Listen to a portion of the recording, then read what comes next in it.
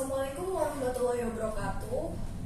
Kami dari Fakultas Hukum Universitas Pasundan dari angkatan 2024 ingin mempresentasikan hasil analisis konsep negara hukum dalam konstitusi Indonesia yang mencakup perspektif historis dan perbandingan. Sebelumnya perkenalkan, nama saya Armaulia dengan NPM 24110 dan saya Kinur Latifah dengan NPM 24410000079. Saya Lydia Naswa, NPM 241111102. Sebelumnya akan dimulai oleh saya dengan pengaruh hukum Belanda pada sistem hukum Indonesia.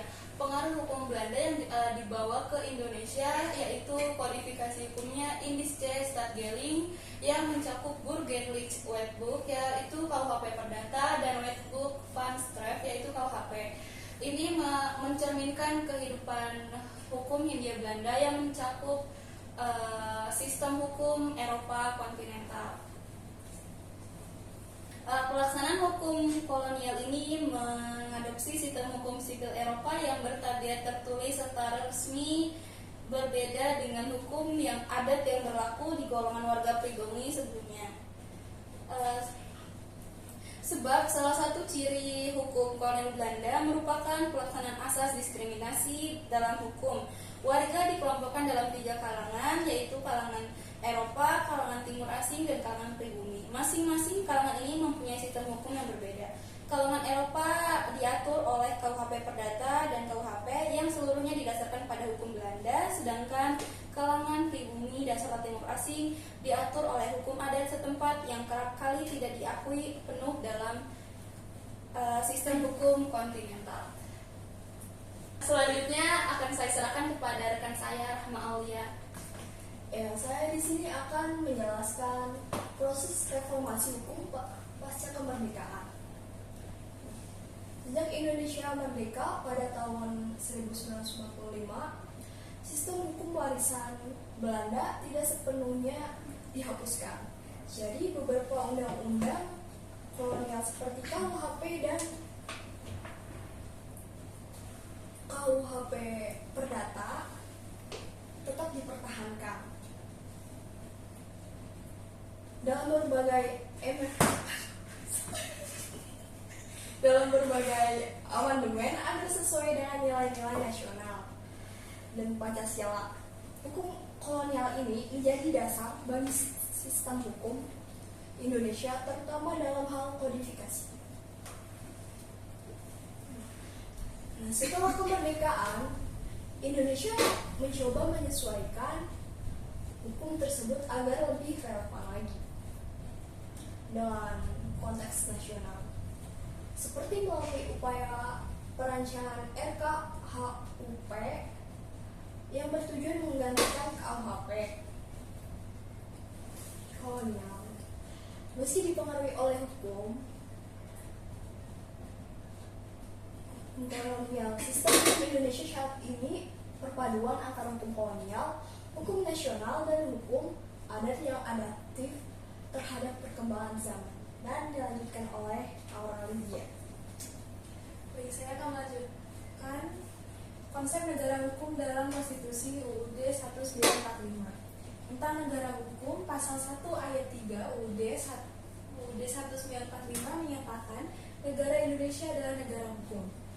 Setiap tindakan penyelenggara negara dan warga negara harus didasarkan pada hukum yang berlaku, yang akan memberikan kepastian hukum dan keadilan bagi seluruh rakyat. Konsep ini sejalan dengan ide demokrasi, di mana hukum bertanggung jawab dalam kehidupan berbangsa dan bernegara. Elemen ini yang penting terkait konsep negara hukum dalam UUD 1945 adalah supremasi hukum dan demokrasi merupakan 2 konsep struktur kekuasaan dalam menjalankan pemerintahan negara.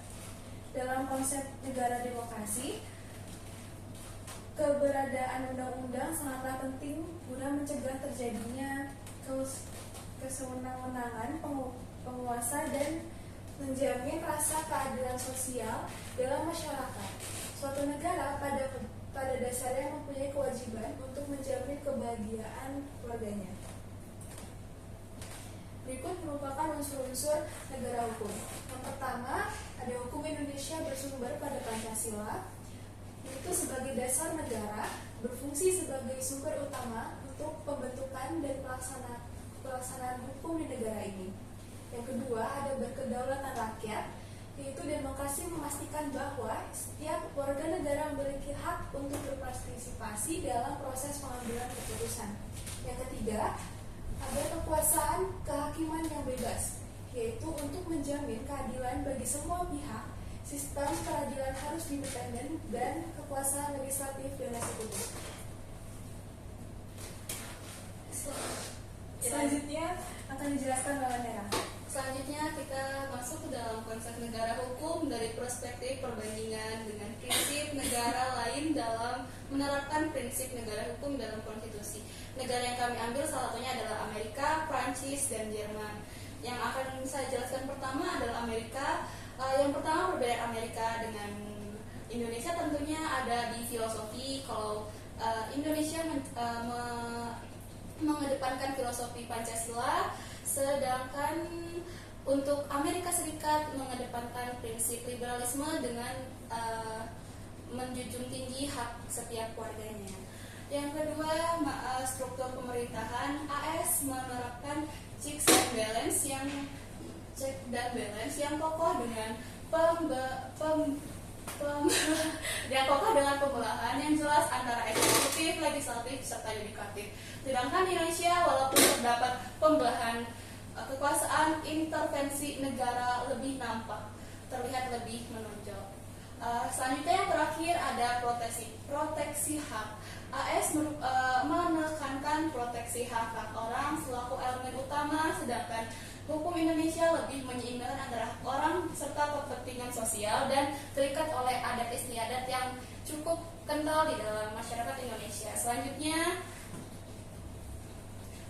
masuk ke negara Prancis yang akan dijelaskan oleh Aurelia. Oke, jadi selanjutnya ada Prancis. Prancis ini menganut prinsip État de droit, yaitu negara berdasar hukum, yang menekankan supremasi hukum dan perlindungan hak asasi manusia, konstitusi negara, terutama deklarasi hak-hak manusia dan warga negara tahun 1789. Mendasari prinsip ini dengan menegaskan bahwa setiap warga negara memiliki hak yang sama di hadapan hukum. Berikut beberapa hal yang membedakan dan menyatukan kedua ide tersebut. Yang pertama ada supremasi hukum, yaitu supremasi hukum sangat penting di Prancis dan Indonesia.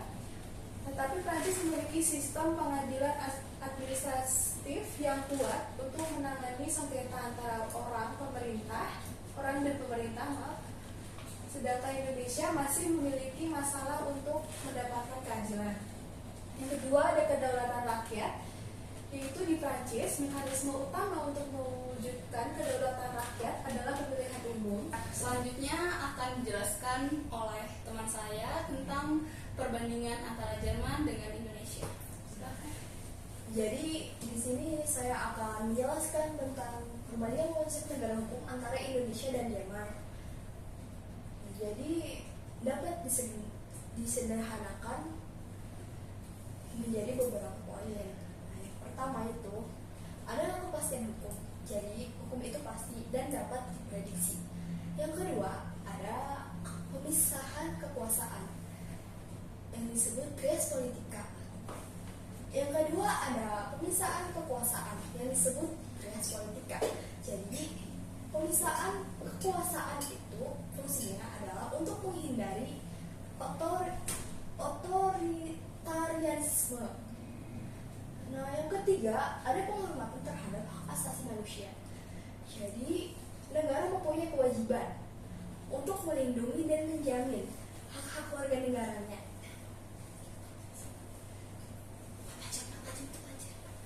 Yang keempat ada legalitas penyelenggaraan pemerintahan.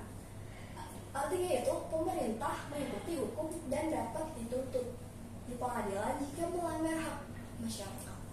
Yang kelima ada negara hukum bermula dari pemikiran filosof seperti Immanuel Kant dan menitik beratkan pada pembatasan kekuasaan negara melalui hukum tertulis dan administratif yang ketat. Jadi selanjutnya ada supremasi hukum. Artinya itu semua pihak termasuk pemerintah tunduk pada supremasi hukum. Selanjutnya ada kesetaraan di hadapan hukum. Artinya itu tidak ada diskriminasi dalam penegakan hukum. Selanjutnya ada demokrasi konstitusional. Nah, yang berarti pemerintahan berfungsi berdasarkan konstitusi dan undang-undang yang sah. Yang terakhir ada jaminan hak asasi manusia. Jadi di dalam UUD 1945 memasukkan hak asasi manusia sebagai unsur fundamental dan ketatanegaraan. Kesimpulan dari analisis kami adalah menyoroti konsep negeri hukum Indonesia yang tumbuh bersama dengan waktu, sejarah, dan juga politik serta budaya. Negeri hukum Indonesia berbeda dengan konsep rule of law seperti Amerika Serikat atau negeri barat lainnya, terintegrasi nilai-nilai Pancasila yang menekankan moralitas serta berdasarkan adat istiadat yang masih kental dalam negeri Indonesia.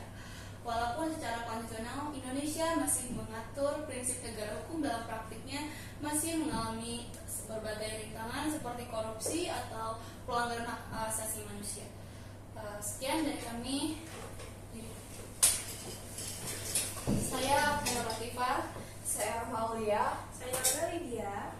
Mohon maaf jika ada kesalahan kata dan kesalahan hal lainnya. Sekian dari kami. Wassalamualaikum warahmatullahi wabarakatuh. Wassalamualaikum. Tidak.